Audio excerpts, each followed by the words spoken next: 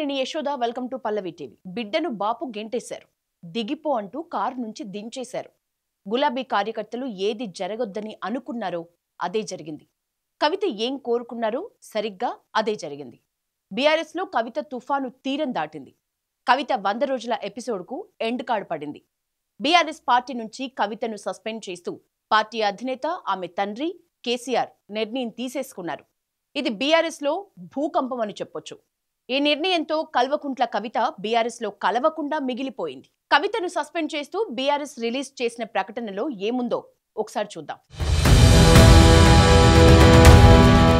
Party MLC కవిత ఇటీవలి కాలంలో ప్రవర్తిస్తున్న తీరుతెన్నులు, కొనసాగిస్తున్న పార్టీ వ్యతిరేక కార్యకలాపాలు బీఆర్ఎస్ పార్టీకి నష్టం కలిగించే రీతిలో ఉన్నందున పార్టీ అధిష్టానం ఈ విషయాన్ని తీవ్రంగా పరిగణిస్తోంది.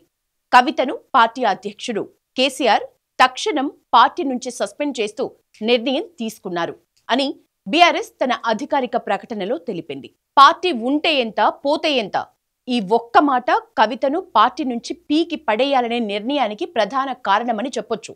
అయితే ఈ నిర్ణయం తీసుకునేదాకా పార్టీని రెచ్చగొట్టింది కూడా కవితేనని, అలా తాను ప్రయాణించాలి అనుకుంటున్న దారికి సోలోగా ట్రాక్ వేసుకుని ఉండొచ్చు. నాన్న కేసీఆర్ గొప్పదనాన్ని చెప్తూనే కవిత చేసిన వ్యాఖ్యలు బీఆర్ఎస్ ని చాలా ఇబ్బంది పెట్టాయి. కవిత అమెరికా నుంచి తిరిగొచ్చిన 2 సార్లు కూడా పార్టీని ఇబ్బంది పెట్టే ప్రకటనలే చేశారు. గతంలో కేసీఆర్ చుట్టూ దయ్యాలున్నాయని, తన పర్సనల్ లేఖను బయట పెట్టారని గతంలో చెప్పి మొదటిసారి సంచలనం రేపారు కవిత. తన ఉద్దేశాన్ని చెప్పకనే చెప్పారు. ఇక కేటీఆర్ సహా ఎవరూ పెద్దగా దీనిపై రియాక్ట్ కాలేదు. మరోసారి అమెరికా టూర్ నుంచి తిరిగొచ్చిన కవిత ఈసారి తన దూకుడు పెంచారు. కాళేశ్వరంపై సిబిఐ దర్యాప్తుకు సీఎం రేవంత్ ఆదేశించడాన్ని సీరియస్ గా తీసుకుని పార్టీ కీలక నేత హరీష్ రావు, సంతోష్ రావులపై తీవ్ర విమర్శలు చేశారు. హరీష్ ని జైల్లో పెట్టాలన్నారు. దీంతో బీఆర్ఎస్ ఇమ్మీడియట్ గా రియాక్ట్ అయింది. ఇక కవితను బహిష్కరించడం బీఆర్ఎస్ కు ప్లస్సా మైనసా అనే చర్చ జరుగుతోంది. పార్టీతో కవిత పదవులు, ప్రయోజనాలు పొందిందే తప్ప కవితతో పార్టీకి ఏం ఒరిగిందని లెక్కలేసుకుంటోంది బీఆర్ఎస్. కవిత తీరును ఇక ఏ మాత్రం ఒప్పుకునేది లేదని వేటు వేసేందుకే గులాబీ పార్టీ డిసైడ్ అయింది. బీఆర్ఎస్ నేతలు చెప్తున్న మాటల్లో కూడా ఇదే ఎక్కువగా వినిపిస్తోంది.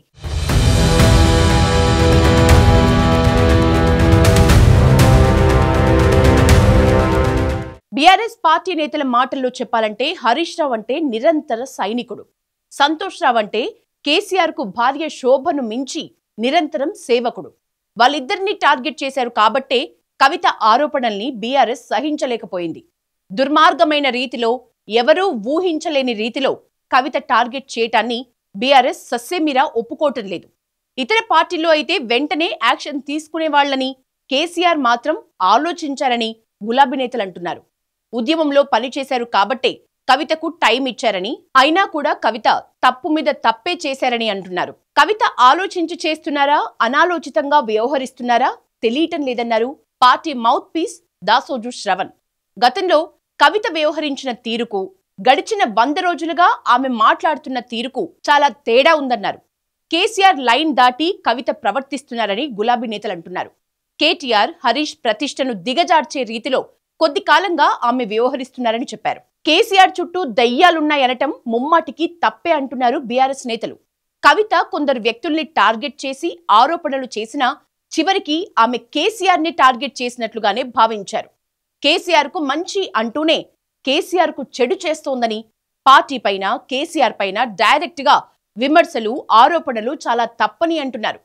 కవితను వెనక నుంచి ఎవరో ప్రలోభ పెడుతున్నారనే భావనలో బీఆర్ఎస్ నేతలు బలంగా ఉన్నారు. కవిత చిన్న పిల్లలాగా ఆలోచించకుండా మాట్లాడిందంటున్నారు గులాబీ నేతలు.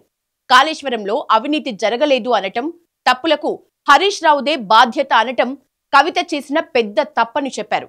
నాన్న మీద కేసు వస్తుందా, పార్టీ ఉంటే ఏంది, పోతే ఏంది అంటూ చిన్నపిల్లలు మాట్లాడినట్లు మాట్లాడారని గులాబీ నేతలు చెప్తున్నారు.